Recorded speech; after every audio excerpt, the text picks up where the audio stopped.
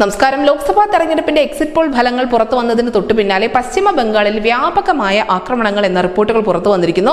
ബംഗാളിലെ ബാരക്പൂർ നഗരത്തിലെ BJP പ്രവർത്തകന്റെ വീടിന് നേരെയും അതിനോടൊപ്പം തന്നെ തൃണമൂൽ കോൺഗ്രസിന്റെ ഓഫീസിന് നേർക്കും ബോംബ് ആക്രമണം ഉണ്ടായിട്ടുണ്ട്.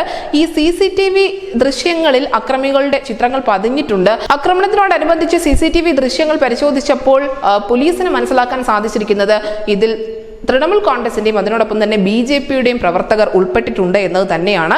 ഇന്നലെ തെരഞ്ഞെടുപ്പിന്റെ അവസാന ഘട്ടത്തിൽ സന്ദേശ് ഖാലിയിൽ തൃണമൂൽ കോൺഗ്രസിന്റെയും BJPയുടെയും പ്രവർത്തകർ തമ്മിൽ വലിയ ഏറ്റുമുട്ടലുകൾ ഉണ്ടായിരുന്നു.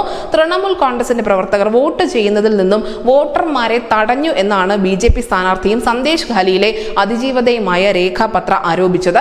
ബസന്തി എക്സ്പ്രസ് ഹൈവേയിൽ തൃണമൂൽ കോൺഗ്രസിന്റെയും BJPയുടെയും പ്രവർത്തകർ ഏറ്റുമുട്ടിയതിനെ തുടർന്ന് ജനങ്ങൾക്കിടയിൽ വലിയ പരിഭ്രാന്തി പടർന്നിരുന്നു. മാത്രമല്ല ഇത് ജനക്കൂട്ടത്തിലേക്കും ഈ ആക്രമണം പോകുന്ന ഒരു കാഴ്ച പിന്നീട് കണ്ടതാണ്. പിന്നീട് ഈ ജനക്കൂട്ടത്തെ പിരിച്ചുവിടുന്നതിന് വേണ്ടി പോലീസിന് കണ്ണീർ വാതക ഷെല്ല് ഉൾപ്പെടെ പ്രയോഗിക്കേണ്ടി വന്നിരുന്നു. ജാദവ്പൂർ, ഡയമണ്ട് ഹാർബർ മണ്ഡലങ്ങളിലെ ചില ഭാഗങ്ങളിലും ഇരു പാർട്ടികളുടെയും പ്രവർത്തകർ തമ്മിൽ ഏറ്റുമുട്ടൽ ഉണ്ടായിട്ടുണ്ട്. സൗത്ത് 24 പർഗാനസിലാണ് ഇന്നലെ EVM കുളത്തിലെറിയുന്ന കാഴ്ച രാജ്യം കണ്ടത്. എന്തായാലും തെരഞ്ഞെടുപ്പ് കാലത്തുണ്ടായ ആക്രമണങ്ങൾക്ക് ഇരു കൂട്ടരും അങ്ങോട്ടും ഇങ്ങോട്ടും മറുപടി പറഞ്ഞു തുടങ്ങിയിരിക്കുന്നു. തിരിച്ചടികൾ തുടങ്ങിയിരിക്കുന്നു. പ്രധാനമായും തൃണമൂൽ കോൺഗ്രസിന്റെ ഓഫീസുകളെ ലക്ഷ്യം വെച്ചുകൊണ്ട് തന്നെയാണ് ഇപ്പോൾ BJP അവിടെ ഇത്തരത്തിലുള്ള ആക്രമണങ്ങളിലേക്ക് കടന്നിരിക്കുന്നത്. തൃണമൂൽ കോൺഗ്രസിന്റെ ഭാഗത്ത് നിന്നും സമാനമായി തന്നെ BJPയുടെ നേതാക്കന്മാരെ ലക്ഷ്യം വെച്ചുകൊണ്ട് ആക്രമണങ്ങൾ തുടർക്കഥയാവുകയാണ്. News desk India Malayalam.